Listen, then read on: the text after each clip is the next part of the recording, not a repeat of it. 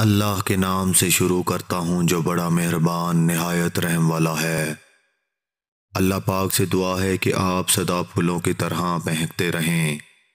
اللہ پاک آپ اور آپ کی فیملی کی حفاظت فرمائے۔ اللہ پاک کے رحم و کرم سے آپ قائم و دائم رہیں، آمین۔ حضور اکرم صلی اللہ علیہ وآلہ وسلم فجر کی نماز کے بعد اصحاب کرام رضی اللہ تعالی عنہم سے دریافت فرما لیا کرتے تھے کہ تم میں سے کسی نے کوئی خواب دیکھا ہے؟ اگر کسی نے دیکھا ہوتا تو آپ صلی اللہ علیہ وآلہ وسلم اس کی تعبیر فرما دیا کرتے تھے۔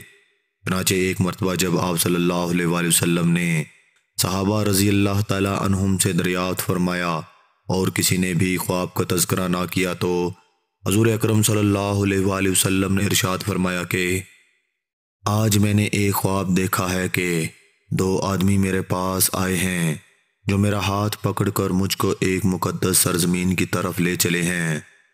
کیا دیکھتا ہوں کہ ایک شخص وہاں بیٹھا ہوا ہے اور دوسرا ہاتھ میں زنبور لیے ہوئے کھڑے کھڑے اس بیٹھے ہوئے شخص کے گال چیر رہا ہے، اور جب ایک گال گدی تک چر جاتا ہے تو دوسرے گال کے ساتھ بھی یہی معاملہ کرتا ہے، اور اتنی دیر میں اس کا پہلا گال درست ہو جاتا ہے، مگر وہ شخص پھر اس کے ساتھ یہی عمل کرتا ہے۔ یہ دیکھ کر میں نے دریافت کیا آخر یہ کیا معاملہ ہے؟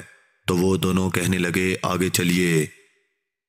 ہم آگے چلے تو ایک ایسے شخص پر سے گزر ہوا جو لیٹا ہوا ہے، اور دوسرا شخص اپنے ہاتھ میں ایک بھاری پتھر لیے اس لیٹے ہوئے شخص کے سر کو نہایت بے دردی سے کچل رہا ہے۔ چنانچہ جب وہ شخص اس کے سر پر زور سے پتھر مارتا ہے تو پتھر لڑک کر دور جا پڑتا ہے، اور وہ شخص ابھی اس پتھر کو لانے بھی نہیں پاتا۔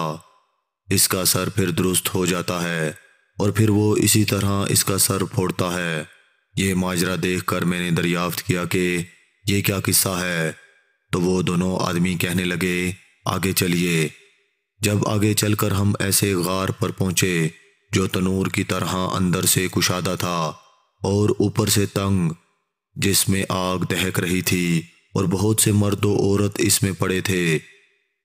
جب آگ کے شعلے بلند ہوتے تھے تو وہ سب اوپر اٹھ آتے اور نکلنے کے قریب ہو جاتے تھے، اور جب آگ نیچے بیٹھتی تو اس کے ساتھ نیچے چلے جاتے تھے۔ یہ دیکھ کر میں نے معلوم کیا کہ یہ کیا معاملہ ہے، تو وہ دونوں کہنے لگے آگے چلیے۔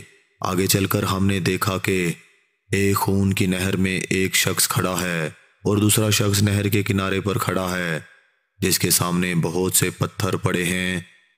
جس وقت اندر والا شخص نہر کے کنارے کی طرف آتا اور نکلنا چاہتا تو کنارے والا شخص زور سے اس کے منہ پر پتھر مارتا ہے کہ وہ پھر اسی جگہ پہنچ جاتا ہے، پھر نکلنا چاہتا ہے تو پھر مار کر اس کو اسی جگہ پہنچا دیتا ہے۔ اس حال کو بھی میں نے معلوم کرنا چاہا تو وہ دونوں کہنے لگے کہ آگے چلیے۔ آگے چل کر ہم نے ایک ایسے سرسبز و شاداب باغ میں پہنچے جس میں ایک بڑے درخت کے نیچے ایک بوڑھا آدمی اور بہت سے بچے بیٹھے ہیں۔ اسی درخت کے قریب ایک اور شخص بیٹھا ہوا ہے جس کے سامنے آگ جل رہی ہے جس کو وہ دھونک رہا ہے۔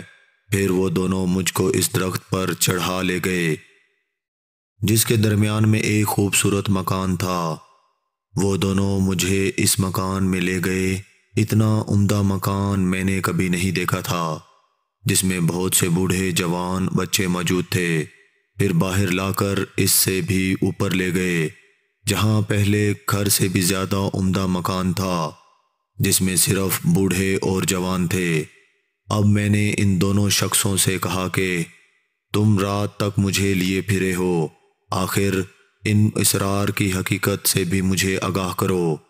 جب انہوں نے بتایا کہ جس شخص کے کلے چیرے جا رہے تھے وہ جھوٹا شخص تھا جس کی جھوٹی باتیں دنیا میں مشہور ہو جاتی تھیں، قیامت تک وہ اسی سزا میں مبتلا رہے گا، اور جس شخص کا سر پھوڑا جا رہا تھا وہ ایسا شخص ہے جس کو اللہ تعالیٰ نے علم قرآن عطا فرمایا، مگر رات کو غافل ہو کر سوتا رہتا اور دن کو اس پر عمل نہ کرتا تھا۔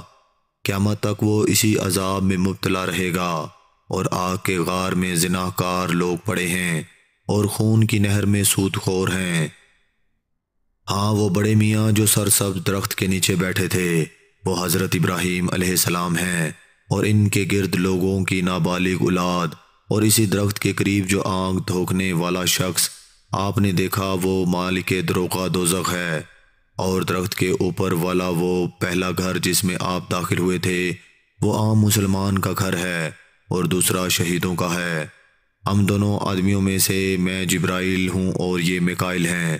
اس کے بعد کہنے لگے ذرا سر اوپر اٹھائیے۔ میں نے سر اوپر اٹھا کر دیکھا تو میرے اوپر ایک سفید بادل مجھے نظر آیا۔ وہ کہنے لگے یہ آپ کا گھر ہے۔